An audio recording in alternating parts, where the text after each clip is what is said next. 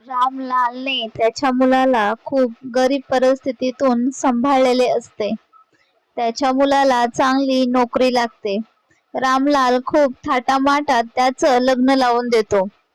सगळं व्यवस्थित सुरू असतं. त्याच्या मुलाला एक मुलगा होतो. रामलाल व त्याची बायको घरी थोडी जमीन असते त्याच्यातच काम करत असतात. त्यांच्या मुलाला चांगल्या पगाराची नोकरी असते, पण घरी बसून तरी काय करायचे म्हणून ते दोघे शेतात जमेल तसं काम करत असतात. कारण आयुष्यभर कष्ट केलेल्या शरीराला निवांत बसायची सवय नव्हती.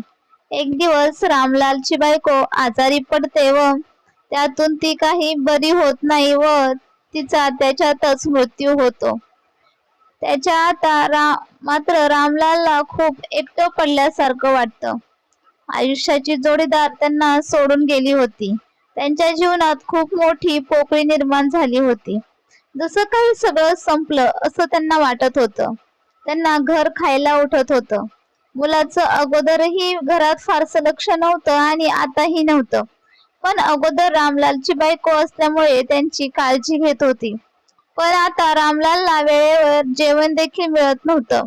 शिळी भाकरी सून देत होती. एकदा त्याने मुलाला सांगितलं तर मुलगा बोलला, ठीक आहे ना बाबा, अहो तुम्हाला तर सवय आहे ना या सगळ्याची, तुम्ही तर खातात ना शिळी भाकरी. बाळ तेव्हा परिस्थिती तशी होती आणि आता माझं वय पण झालंय रे, मला सहन होत नाही, कधी कधी खूप पोटात दुखतं. मुलगा बोलतो, बरं ठीक आहे, मी सांगतो तिला. असं बोलून तो जातो. पण त्याची सून रोजच त्यांना शिळं जेवण देत होती आणि बायको गेल्यापासून रामलाल जास्त घरात जातच नव्हता. तो रात्रीही बाहेरच गोठ्यात झोपायचा. एक दिवस शेतात काम करताना त्याची चप्पल तुटते. तो विचार करतो की मुलाला सांगतो तो लगेच घेऊन येईल मला. संध्याकाळी घरी आल्यावर तो मुलाला सांगतो की माझी चप्पल तुटली आहे, मला नवीन चप्पल घेऊन दे. त्यावर मुलगा बोलतो, नाही बाबा, आता ह्या महिन्यात तर नाही, माझ्या मुलाचं शाळेत ऍडमिशन करायचं आहे, माझ्या बायकोला नवीन साडी घ्यायची आहे आणि मला 4 लोकांना भेटावं लागतं, त्यामुळे मला पण चांगले बूट घ्यायचे. तुम्हाला कुठे जायचं असतं, घेऊ नंतर. बाबा खाली मान घालून ठीक आहे बोलतात. काय बोलणार ना, आहे तीच तुटकी चप्पल कशी बशी दोरीने बांधून ते घालतात. शेतात काम करताना फाटक्या चप्पल मधून त्यांच्या पायात खिळा टोचतो. जनावरांचे शेण काढताना त्याच्यात जाऊन जाऊन ती जखम खूप सडते.